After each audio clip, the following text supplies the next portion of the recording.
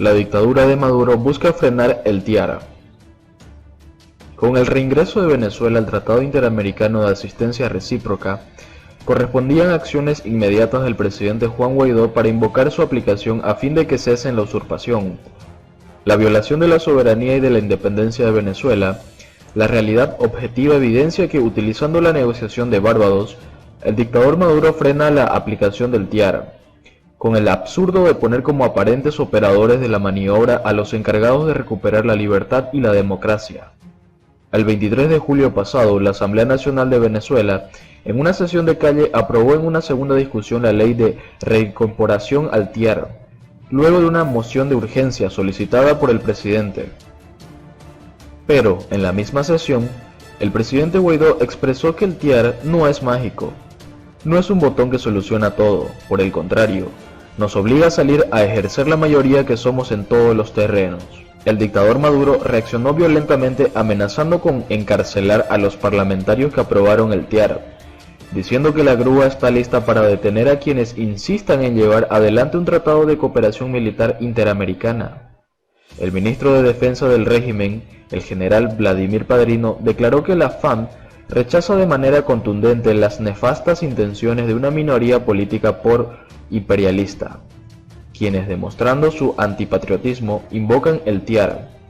Diosdado Cabello condenó la reincorporación al TIAR y amenazó con retirar la inmunidad de los firmantes con el sofisma que la justicia se encargará de los responsables. Las reacciones de la dictadura no pudieron ser más claras para demostrar lo acertado de la estrategia de activar el TIAR para recuperar la soberanía y la independencia de Venezuela. A diferencia de Guaidó, los Maduro, Padrino, Cabello y el castrochavismo saben que el TIAR es mágico contra la usurpación. Inexplicablemente, luego de la aprobación de la reincorporación, en lugar de invocar el TIAR, el presidente Guaidó ha insistido en no crear falsas expectativas, haciendo que sus embajadores actúen en el mismo sentido, y ha continuado con las negociaciones de Barbados. Los pasos a seguir para la aplicación del TIAR son muy sencillos, rápidos y ofrecen resultados contundentes. La dictadura castrochavista y la ocupación cubana lo saben, y por eso juegan las cartas de amenaza y amedrentamiento. La propaganda para desprestigiar al TIAR como mecanismo imperialista y sostener la negociación de Barbados para seguir ganando tiempo y dividir aún más la oposición. El presidente Guaidó tiene la obligación de pedir la reunión del órgano de consulta del TIAR, que debe reunirse inmediatamente a convocatoria del presidente del Consejo Permanente. La gran ventaja a favor de la liberación de Venezuela es que en el órgano de consulta del TIAR existen condiciones para que el reconocimiento de la determinación de la agresión y la adopción de medidas tenga no solo 2/3 de votos que el tratado exige, sino prácticamente unanimidad, porque de los 17 estados miembros, todos han reconocido como presidente de Venezuela a Juan Guaidó. La invocación del TIAR integrará la amenaza creíble contra la usurpación y hará que se adopten una o más de las medidas siguientes: el retiro de jefes de misión, la ruptura de relaciones diplomáticas, la ruptura de relaciones consulares, la interrupción parcial o total de relaciones económicas o de comunicaciones ferroviarias, marítimas, aéreas, postales y el empleo de la Fuerza Armada. Los informes de la Organización de Estados Americanos y de otros organismos, los hechos notorios como la crisis humanitaria, son prueba plena de la agresión y de la ocupación con violación de la soberanía e independencia de Venezuela, que pone en peligro la paz de las Américas y que atenta contra la paz y seguridad internacionales. Los hechos están demostrados, el derecho ampara a Venezuela y las condiciones políticas están dadas por la oposición de los Estados miembros del TIAR. No falta nada para aplicar el TIAR para que cese la usurpación en Venezuela, y la dictadura lo sabe. La ocupación cubana y los usurpadores temen el solo anuncio del empleo de la Fuerza Armada, en el marco de la legitimidad internacional plena, porque el TIAR es parte del sistema de mantenimiento de la paz y de seguridad internacionales de las Naciones Unidas. Precisamente por eso, Maduro utiliza la negociación de Barbados para frenar la aplicación del temido TIAR. El alto precio que se debe pagar por ser familiar o socio de Nicolás Maduro. 9 familiares directos de Nicolás Maduro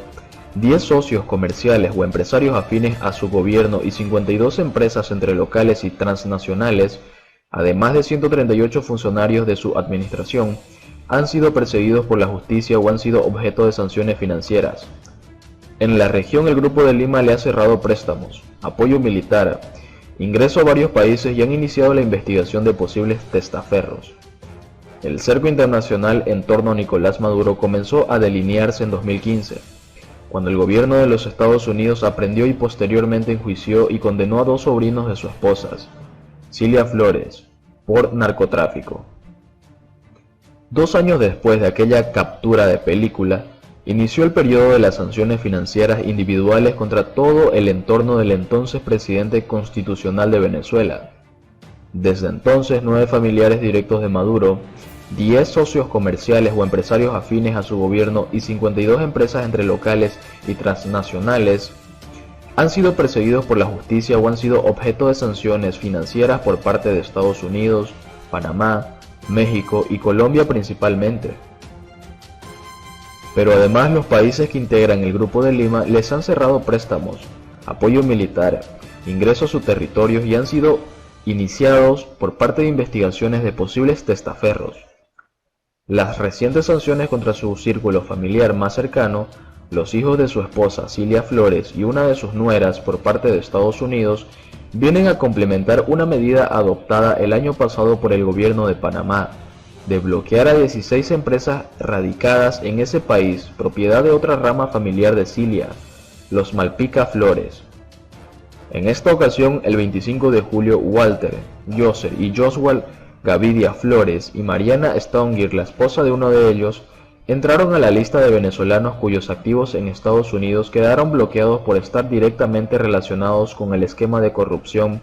en la importación con sobreprecio de productos para las cajas CLAP. La propia Cilia fue sancionada el 30 de mayo y el 25 de noviembre de 2018 por los gobiernos de Canadá y Estados Unidos respectivamente, no solo por la esposa de Maduro, sino por ser parte de su gobierno como integrante de la constituyente ilegítima, así calificada por la comunidad internacional, y haber contribuido al declive de Venezuela. Pero a Cilia no le corre por las venas la sangre de Maduro, como sí le corre a Nicolás Ernesto Maduro Guerra, el hijo único del presidente de Venezuela,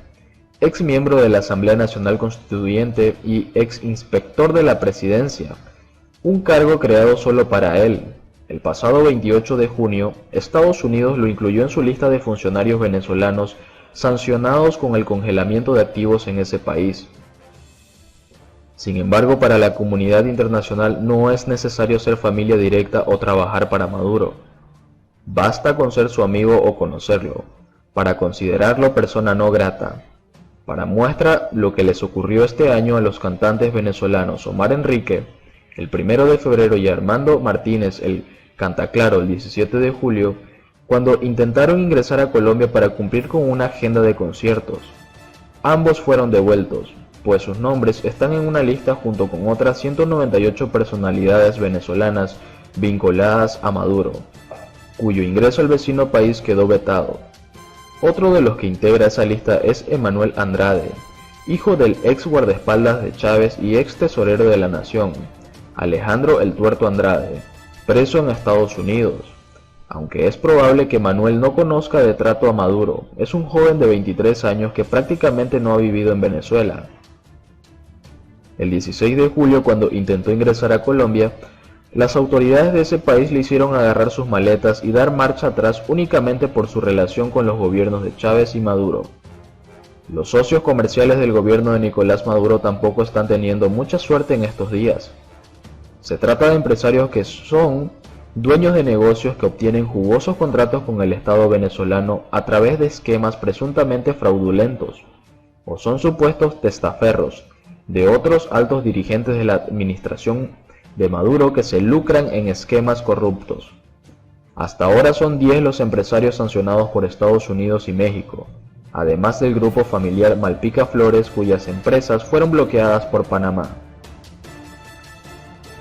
El primero de la lista es Samar López Velo, señalado en 2017 de ser testaferro de Tarek El Aissami, para entonces vicepresidente ejecutivo de la República,